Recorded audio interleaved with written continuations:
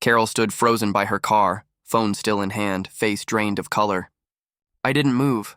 I just watched, heart pounding, trying to piece together what in the hell her husband had to do with this.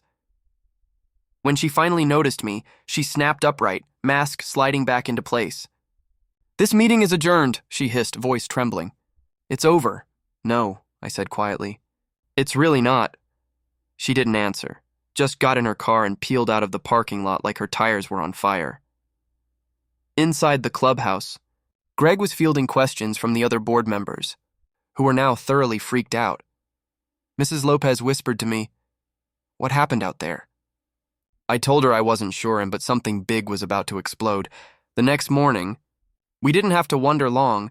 Every HOA member received an email with the subject line, "Urgent, HOA Financial Review, Documents Enclosed."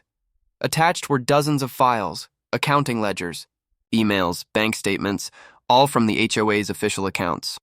Every one of them pointed to Carol diverting funds over the last 4 years, fake reimbursements, double payments, and inflated contractor invoices that led straight into her personal checking account.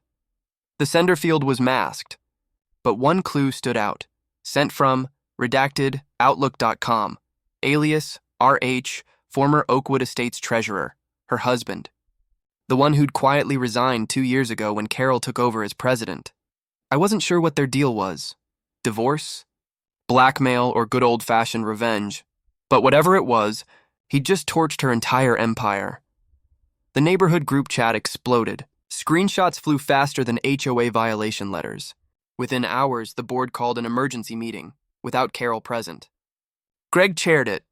They voted unanimously to suspend her pending investigation, freeze her access to HOA funds, and appoint an interim president. That interim president? Greg. The man had been waiting years for this.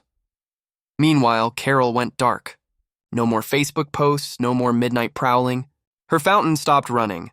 Apparently, the power cord had been accidentally cut during a recent inspection. Her smug little dog stopped appearing on morning walks. Then, about a week later, we saw the moving truck. I didn't celebrate. Not at first. I wanted to make sure it was real. But as I watched her and 2 movers load up the last of her swan statues, I realized it was actually happening. Carol was leaving Oakwood Estates. Her house sold fast, under market value, according to the realtor rumor mill. Probably to cover legal fees, because a few weeks later, a very official notice appeared in everyone's mailbox. Notice of HOA legal action. The Oakwood Estates Homeowners Association is pursuing restitution for misappropriated funds totaling $28,460.